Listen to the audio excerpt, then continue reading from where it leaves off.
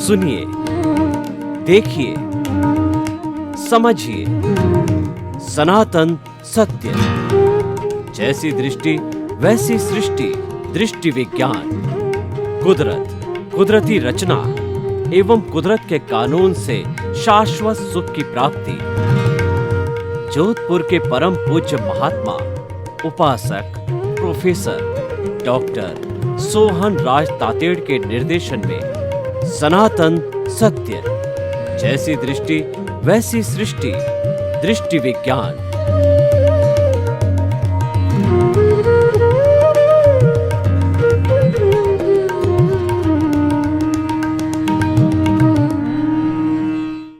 भाई और बहनों, मातृशक्ति को नमन।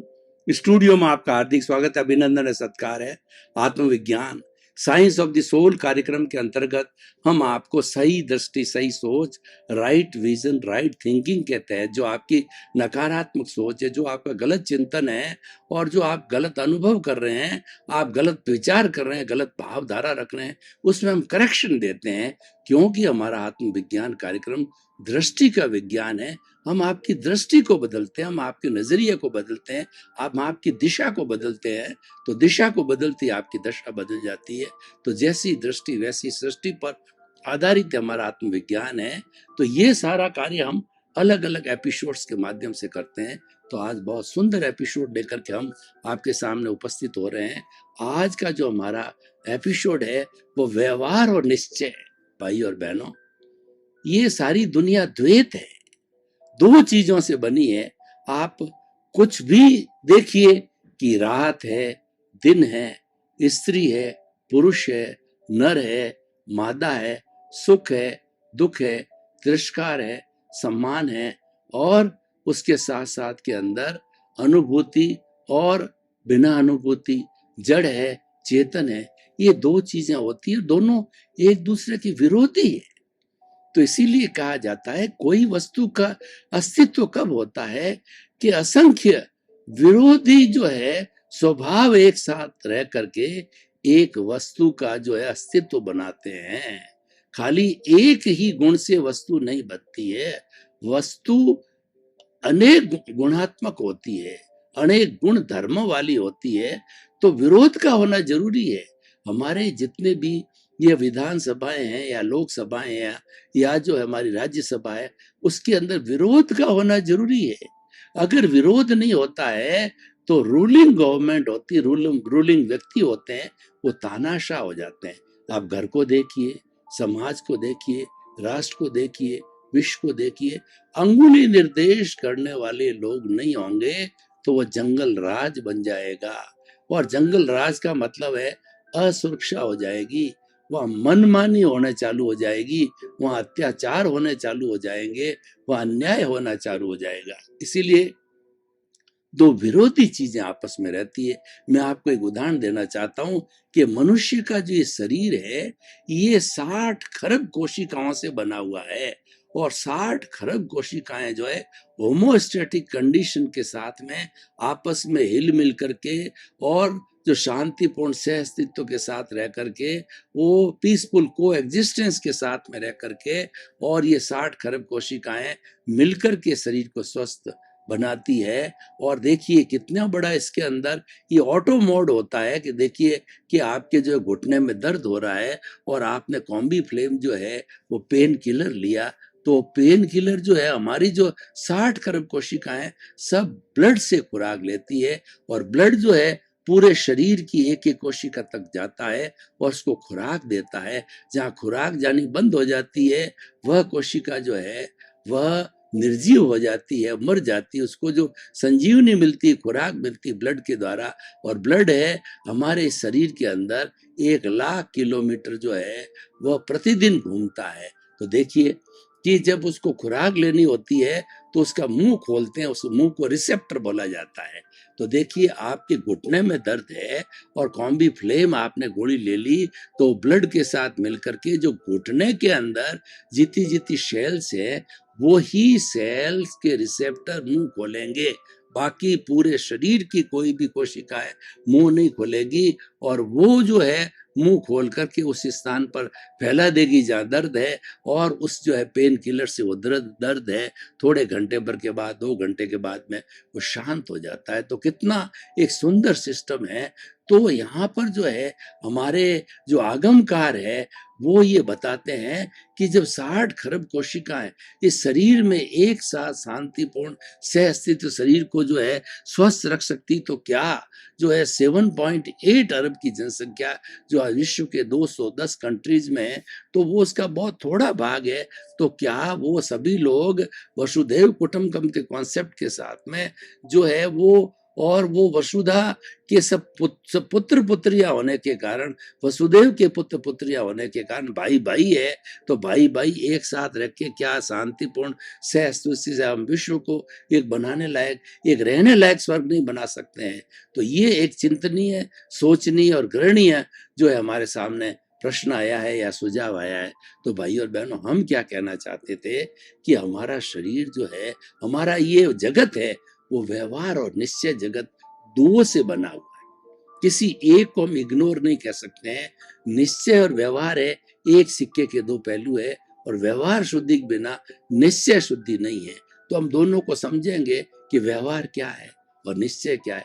व्यवहार है हमारा भीतरी जगत, ये जो हमें मन वचन काया रूपी जो शरीर मिला है, ये पूर्व जन्म के कर्मों के भुगतान के लिए मिला है। और ये सारा भुगतान, ये सारा उदय और ये सारा प्रारब्ध होता है जो कि कुदरत रचना और कुदरत के कानून से संचालित होता है।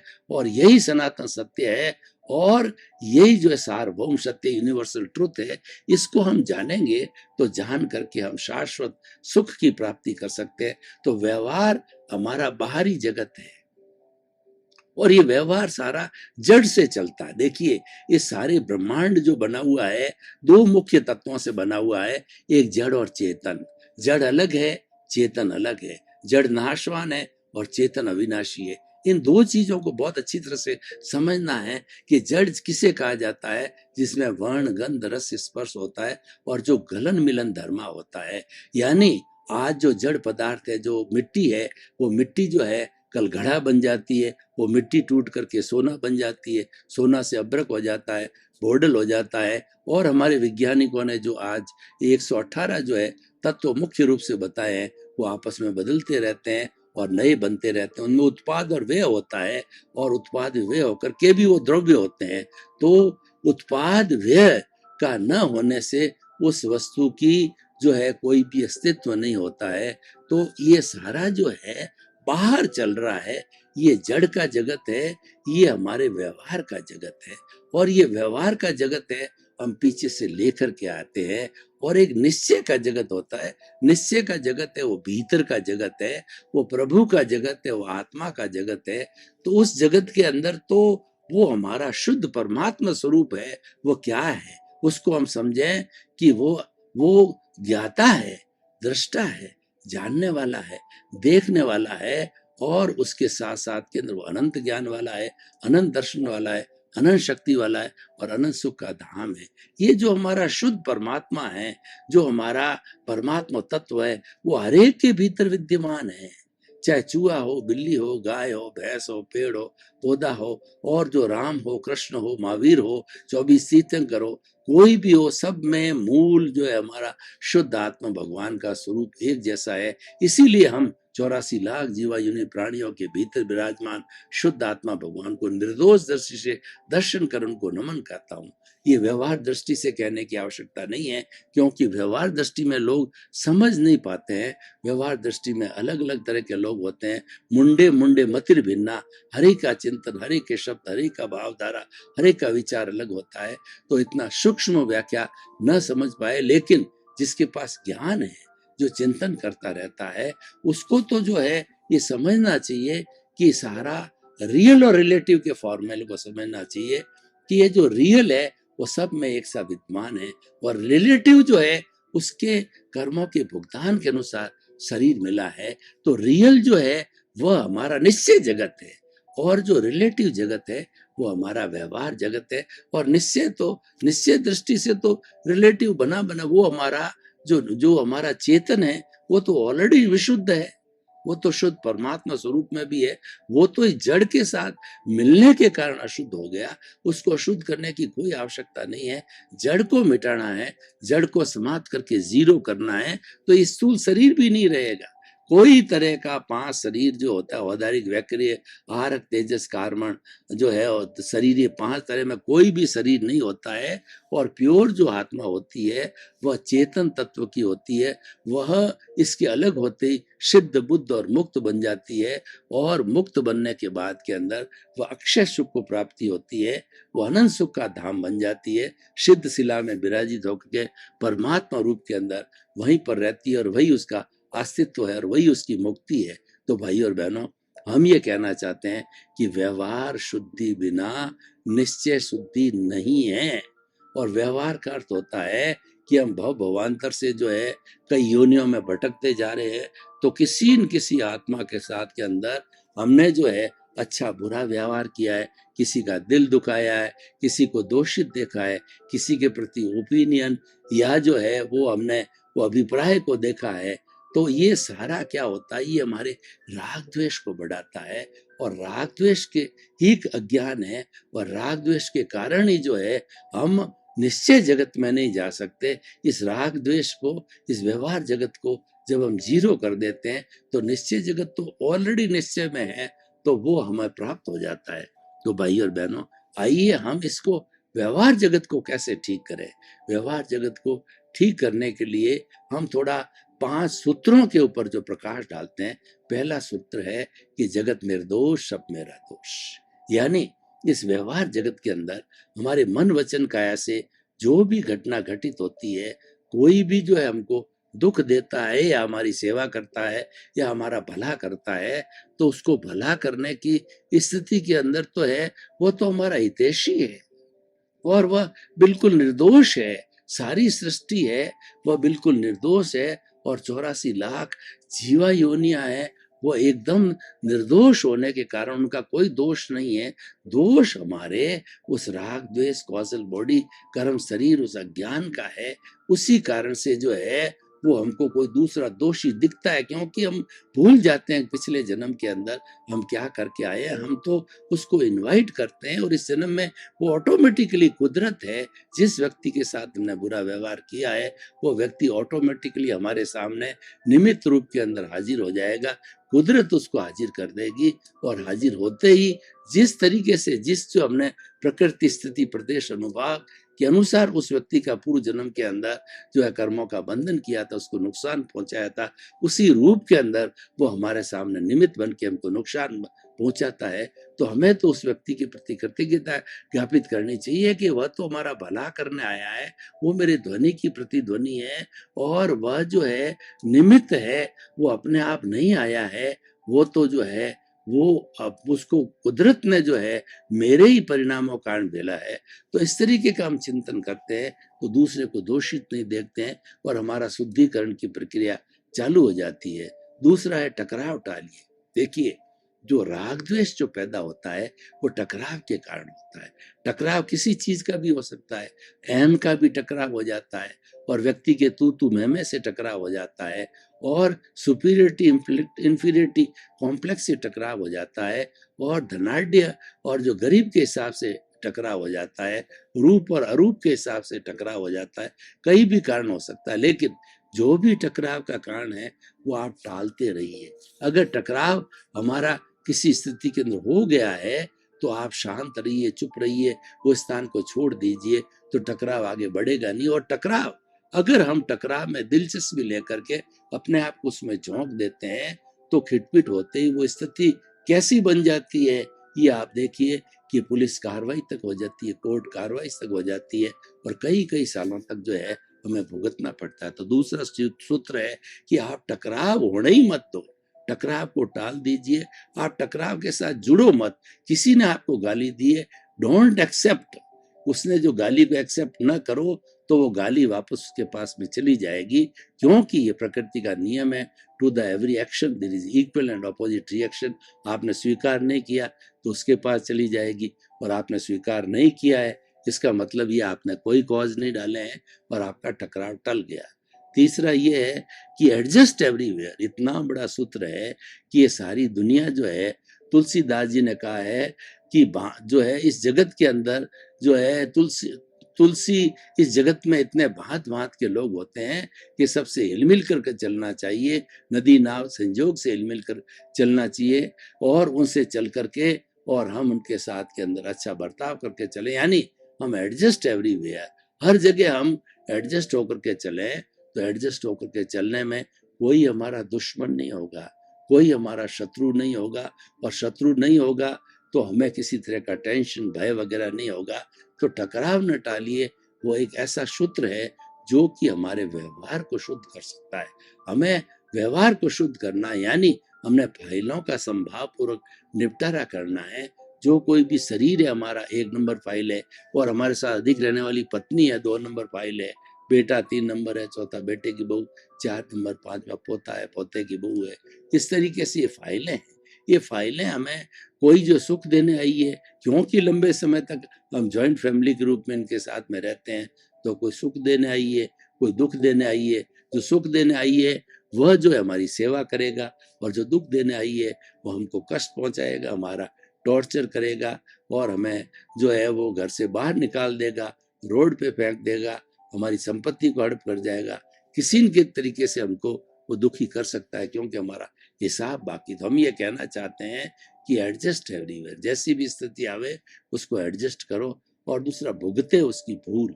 यानी ये देखिए बहुत बड़ा कॉन्सेप्ट है, इसको आप स्वीकार करो कि 2 व्यक्तियों के बीच में तनातनी हो गई, मान लो रोड के ऊपर स्कूटर भिड़ गए, तो अब देखिए कि जिसने टक्कर मारी है भूल उसकी नहीं है, जिसने टक्कर खाई है उसकी भूल है।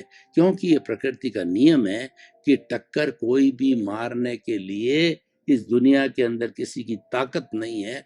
टक्कर वही मारेगा कि हमारा हिसाब बाकी हो। पूर्व जन्म में हम टक्कर मार के आए, हम भूल गए हैं, इस जन्म में वो कोई न कोई निमित्त बन करके, बेटा बन के, दोस्त बन के, भाई बन करके और हमारे टक्कर मारेगा, क्योंकि ये प्रकृति का नियम है। और वो तो ध्वनि की प्रतिध्वनि होती है, एक्शन का रिएक्शन होता है, वो तो होके रहता है, वो तो परिणाम है, उसको कोई टाल भी नहीं सकते हैं। तो ये हो गया कि जो है भुगते उसकी भूल और हुआ सो न्याय। वास्तव के अंदर जो कुछ भी ईश्वर के घर का न्याय होता है, कर्मों का न्याय होता है, वो एब्सोल्यूट करेक्ट होता है। हम उसको एक्सेप्ट क्यों नहीं करते हैं? एक तो हमारे हम अहंकार के वशीभूत हैं, इसीलिए एक्सेप्ट नहीं करते हैं। दूसरा जो है वो व्यवहार क्यों हुआ, क्योंकि हमने पिछले जन्म में किसी के साथ किया था, इस जन्म में वो निमित्त बन करके हमारे साथ में हूबहू ऐसा व्यवहार कर रहा है, एज इट इज कर रहा है, और उसका भुगतान हो रहा है। और जब भुगतान हो जाता है तब हम क्लियर हो जाते हैं। इसीलिए इन 5 सूत्रों को हम ध्यान देवें, तो 5 सूत्रों को ध्यान दे करके हमारी व्यवहार शुद्धि कर सकते हैं। सारा कुछ करना है हमको, व्यवहार शुद्धि में करना ही है। निश्चय शुद्धि तो ऑटोमेटिकली है। व्यवहार जब समाप्त हो गया, हमारी कॉजल बॉडी वो व्यवहार है। कॉजल बॉडी हमारा जो है वो भुगतान है। कॉजल बॉडी हमारा प्रारब्ध और उदय है, और ये प्रारब्ध उदय होता है इस शरीर के साथ जुड़ा हुआ अघाती कर्म है। इसीलिए जो है ये शरीर के साथ जुड़ा होने के कारण ये भुगतान के साथ समाप्त हो जाता है। घाती कर्म कैरी फॉरवर्ड नहीं होते, अघाती कर्म कैरी फॉरवर्ड नहीं होते। हर जन्म हर जो है शरीर के साथ में नए अघाती होते हैं, लेकिन घाती कर्म कैरी फॉरवर्ड होते हैं ना, हमको अपडेटेड मिलते हैं। जब हम दूसरे जन्म में जाते हैं तो वो घाती कर्म हमें अपडेटेड मिलते हैं, और उसी के अनुरूप जो है हमें भुगतना पड़ता है। उनका भी जो है उनका भी प्रारब्ध और उदय होता है, भुगतना पड़ता है। वो भी फिर घटते और बढ़ते हैं। तो भाई और बहनों, हम ये आपको जो बात बता रहे थे कि आज व्यवहार शुद्धि और जो है निश्चय, व्यवहार और निश्चय की बात बहुत अच्छा टॉपिक है। तो व्यवहार हमारे बाहर का जगत है और निश्चय भीतर का जगत है। भीतर के निश्चय जगत में क्या है कि जो हमें बुला रहा है, जो हम एक्टिविटी कर रहे हैं, इसको एनर्जाइज करने वाला जो भीतर का तत्व है वो शुद्ध आत्मा भगवान है। वो एक ही कोशिका को जो है एनर्जी देता है, इसलिए पूरा शरीर जो है वो मिश्र चेतन बन जाता है। और मिश्र चेतन शरीर जो है सभी कर्मों का, व्यवहार का जो भुगतान करता है, क्योंकि भुगतान के लिए मिला हुआ है। तो भाई और बहनों, ये व्यवहार जगत बाहर का जगत है और निश्चय जगत भीतर का जगत है।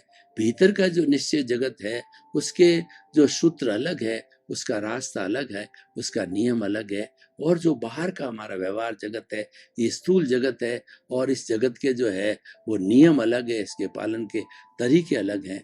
तो हम दोनों को सामंजस्य बिठाएं, क्योंकि हमारा लक्ष्य है कि इन दोनों से परे जाकर के हम मुक्ति को जाएं। और मुक्ति कब है? जब हम पूरा हमारा व्यवहार जगत शून्य हो जाता है, जीरो हो जाता है, यानी हमारा कार्बन शरीर और हमारी जो लिंग शरीर कॉजल बॉडी है, जीरो होने पर ही हम जो है परफेक्ट निर्जरा हो जाती है। और वो परफेक्ट निर्जरा होती है, वो हमारे जो है परफेक्ट निर्जरा होने का मतलब एक भी परमाणु बाकी नहीं है। और वो परमाणु न होने के कारण इस शरीर जड़ जब समाप्त हो जाता है तो हमारी आत्मा एक क्षण भी जो है जड़ के साथ निवास नहीं कर सकती है, और वो सिद्ध शिला में विराजित होकर के सिद्ध बुद्ध और मुक्त बन जाती है। तो भाई और बहनों, हम सारी बात ये कर रहे थे कि हमारा जो आत्मविज्ञान कार्यक्रम है व्यवहार और निश्चय में संतुलन बिठाता है। हम हमेशा कहते हैं कि व्यवहार शुद्धि बिना निश्चय शुद्धि नहीं है, यानी आप जो इस जन्म के अंदर जो जो अघाती कर्म लेकर के आए हो उसी के अनुरूप आपको वैसा घर मिलेगा, माता मिलेंगे, पिता मिलेंगे, भाई मिलेंगे, पत्नी मिलेगी, और जो है आपको संतान मिलेगी। आप उसको बदलने की कोशिश करोगे तो आप उसको बदल नहीं सकते हो, क्योंकि ये तो स्वतंत्रता है, और ये तो बीज पहले जो बोया जा चुका है और पहले हमने क्वेश्चन पेपर हल कर दिया है, अब तो मात्र उसका ये रिजल्ट हमको मिल रहा है। तो भाई और बहनों, देखिए, आइए जो आज के इस टॉपिक को जो है हम ओपन टू द ऑडियंस करें, इसकी रिलीवेंस, इसकी सामाजिक उपयोगिता और ये किस तरीके से मानव मात्र के लिए हितकारी है। तो हम बड़े आत्मविश्वास के साथ कह सकते हैं कि जो हमारा जो व्यवहार जगत है, वह व्यवहार जगत जब समाप्त हो जाता है तो निश्चय जगत ऑटोमेटिकली हाजिर हो जाता है। और निश्चय जगत के अंदर हम जो है भजना भी करने चाहे तो अवश्य करनी चाहिए, क्योंकि निश्चय जगत है वो स्वतंत्र है। तो निश्चय जगत के नियम अलग होने के कारण जो है वो हमें दृष्टि विज्ञान कहलाता है। और वो दृष्टि विज्ञान क्या है कि हमें ज्ञाता दृष्टा भाव में रहना है। जो निश्चय व्यवहार में रहने वाली बात है वो ज्ञाता दृष्टा भाव में रहने का मतलब होता है कि हमारे शरीर के अंदर दो पड़ोसी हैं। एक तो हमारी शुद्ध आत्मा है, उस आत्मा के ज्ञान लेने के बाद के अंदर वो भाव सत्ता के रूप में प्रज्ञा जागृत हो जाती है, और हमारा जो है मन बुद्धि चित्त अहंकार सब उस अंतःकरण उसके साथ में जुड़ा हुआ होता है, और ये सभी समन्वित रूप से जो है सारा कार्यकलाप करवाते हैं। तो हमारा जैसा कि विषय है कि व्यवहार और निश्चय का, तो हमें निश्चय के लिए ज्यादा चिंता करने की जरूरत नहीं है। निश्चय तो अपने आप जो है वो खुला हो जाएगा। निश्चय के ऊपर क्या है कि ये अलग अलग कवरिंग्स लगे हुए हैं, ये कवरिंग्स जो हम हटाते चलेंगे तो निश्चय अपना प्रकट होता जाएगा। तो इसीलिए उस निश्चय को प्रकट करने के लिए हमारा जितना विराग दोष है, हमारा ज्ञान है, वो कम रहना चाहिए, वो माइल्ड होना चाहिए, और वो ज्यादा गहरा नहीं होना चाहिए। और हमें ज्ञान लेने के बाद में यही शिक्षा दी जाती है कि जो जागृति है हर क्षण बनी रहनी चाहिए, और इस जागृति के रहने के कारण ही जो हम मुक्ति को प्राप्त हो सकते हैं। हम जो है हमारे नए कर्मों का जो है उसको समाप्त करने के लिए कोई भी गतिविधि तैयार कर सकते हैं। तो भाई और बहनों, आपका बहुत बहुत धन्यवाद। आप हमारा आत्मविज्ञान कार्यक्रम बराबर देख रहे हो। आप आत्मविज्ञान कार्यक्रम की आत्मा हो, आपके सारे सुझाव हमको मिल रहे हैं। हमारा जो पीछे जो ये मोबाइल ऐप है और जो है हमारा जो ये वेबसाइट है, हमारा नंबर है, फोन नंबर है, और हमारा जो कुछ ये वेबसाइट के साथ साथ में हमारा मोबाइल ऐप है, उसके माध्यम से आपके सुझाव बराबर हमारे को मिल रहे हैं, जिज्ञासाएं मिल रही हैं, उसी के अनुरूप हम आपको समाधान करते हैं, उसके अनुरूप ही हम एपिसोड बनाते हैं। इसी कारण से ये हमारा श्रोता का और जो है हमारा जो वक्ता का तारतम्य तादात्म्य बना हुआ है। इसी क्रम में आपके प्रति मंगल भावना, शुभकामना।